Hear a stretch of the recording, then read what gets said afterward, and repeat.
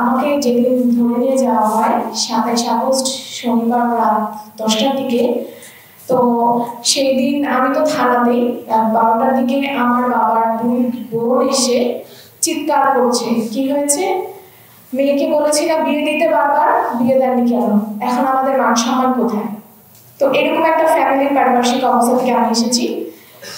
যাই হোক, তো ভার্সিটিতে যখন ফ্রেশার হিসেবে আসি, বিভিন্ন কারণে হয়তো কারিকুলার অ্যাক্টিভিটিসের কারণে সিনিয়রদের নজরে আসি, সেখান থেকে ফেসবুকে একটা ওয়েবিনার হোস্ট করি 2020 সালে করোনাকালীন সময়।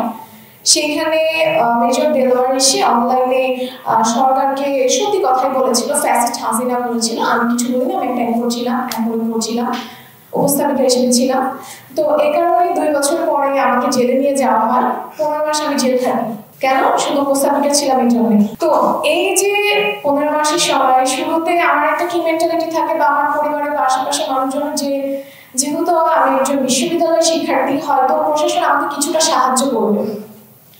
আমার মা আমার বাবা বাইরে থাকে, সো সবকিছু তাদের দুজনকে দেখতে হবে। তো প্রথমে গেল ডক্টর স্যারের কাছে। এমন একটা অবস্থা যে কেউ যেতে চাচ্ছে না, ভয় পাচ্ছে, ডক্টর স্যারের রুম দেখিয়ে দিচ্ছে না। তো যেই হচ্ছে দেখিয়ে দিলেন সিনিয়র, বলে দিল যে আন্টি বা আপু, আপনি যে যাচ্ছেন, আপনি কিন্তু বলেন না যে আমি আপনাকে জায়গাটা দেখিয়ে দিয়েছি। ডক্টর স্যারের কাছে গেল, আম্মু কান্নাকাটি করলো, বললো এদেরকে এখানে কে এনেছে, ঘাট ধাক্কা দিয়ে বের করে দাও।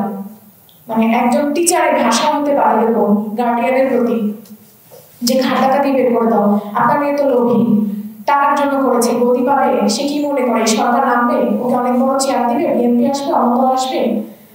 আমার আম্মু আর বোন কান্না করছে আর বলছে, স্যার একটু দেখেন, আপনারা বললে হয়তো আমার মেয়েটা তাড়াতাড়ি আসবে, একটু দেখেন স্যার। এরকম করে 2বার গেছে, 2বার অপমান করে বের করে দিয়েছে আমার আম্মু আর বোনকে।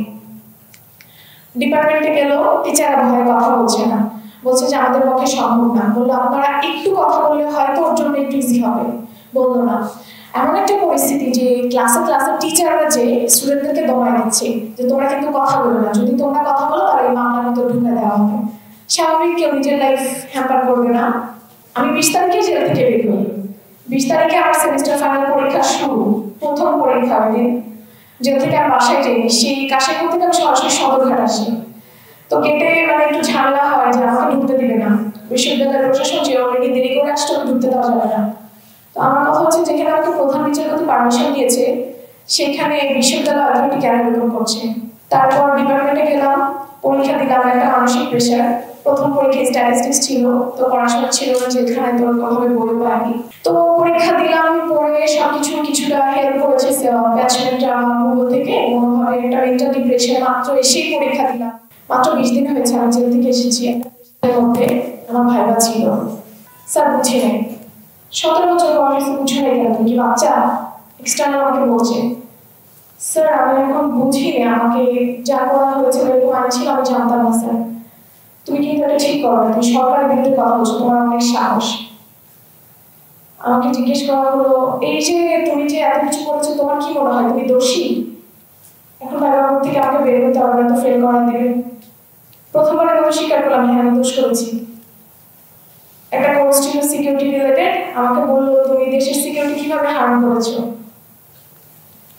বললাম ম্যাডাম আমি সাইবার সিকিউরিটি হার্ম করেছি। কিভাবে? এই যে আমি সরকারের বিরুদ্ধে প্রচারণা চালিয়েছি, প্রোপাগান্ডা, সরকারকে বাইরে দেশে সরকারকে খারাপ করেছি। আমি কথাটা কাউকে বলার সাহস নেই, কারণ আমার ডিপার্টমেন্টে আরো 2 বছর থাকতে হবে। আমার ফ্যামিলিকে প্রথমবারের মতো আমি একদিন কান্না করি, ঘর থেকে বের হয়ে আমি অনেক কান্না করি ওই দিন, কিন্তু বাসায় বলিনি যে একজন টিচার, তাদেরও তো ছেলে মেয়ে আছে, তারা আমাকে এই জিনিসগুলো এই মুহূর্তে আমাকে কিভাবে ট্রিগার করলো, মানে আমি কি আসলে দোষ করেছি? তো আমি আর্টসের স্টুডেন্ট, 9th থেকে আমি আর্টস পড়ে আসছি। আমি তো 6 দফা আমার মুখস্থ, আমি 72-এর আন্দোলন, 52 ভাষা আন্দোলন, 71-এর আন্দোলন, আমি সবকিছু জানি। সেখানে আমাকে মাত্র 32 দিল 70-এ। রেজাল্ট খুব বাজেভাবে ফল করলো, স্ট্যাটিস্টিক্সে ফেল আসলো, কন্ডিশনাল পাস দিল, তাও 3.13 ছিল, ফার্স্ট ক্লাস ছিল। তো এই টিচার আমাকে এরকমভাবে ট্রিগার করেছে যে আমার রেজাল্টে তো ফল করেছে, আমি মানসিকভাবে অনেক বেশি বিপর্যস্ত হয়ে যাই ওই সময়টাতে। টিচারের কাছ থেকে এটা অ্যাকসেপ্ট করিনি, মানে একটা টিচারের থেকে এটা অ্যাকসেপ্টেড না, সে অশিক্ষিত মূর্খ না। কিন্তু এই কথাগুলো কাউকে বলতে পারিনি, ভয় ছিলাম।